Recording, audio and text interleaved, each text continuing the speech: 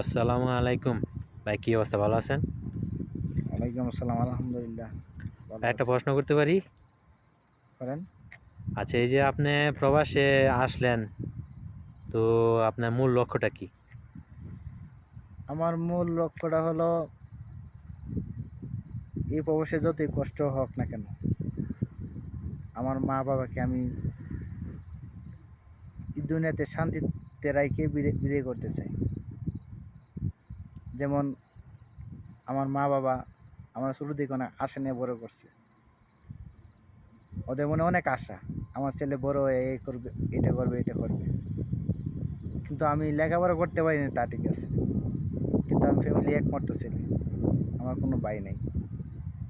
আমার সংসারে হাল ধরতে গিয়ে আমার লেখাপড়া করতে পারিনি, কারণ আমার মা বাবা দেখতেছি অনেক কষ্ট করে চলতেছে। আমার বাবা একা রুজি করে পারতেছে না। তো প্রবাসে এসে আপনি কতটুকু সফলতা পাইছেন? আলহামদুলিল্লাহ, আমার মা বাবার দোয়াই। আমার বাবার ঋণ ছিল 8-10 লাখ টাকা। এই প্রবাসে আসলাম, বেশি দিন হয় নাই, 4 বছর। 4 বছরে আলহামদুলিল্লাহ মা বাবার সব ঋণ শেষ করে ফেলাইছি। এখন বর্তমানে আমাদের আয় উন্নতি।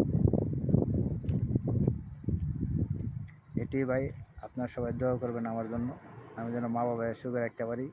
এই দুনিয়াতে যত ছেলেপেলে আছে সবাই যেন মা বাবাকে সুখে রাখতে পারি দুনিয়াতে। ঠিক আছে ভাই, ধন্যবাদ।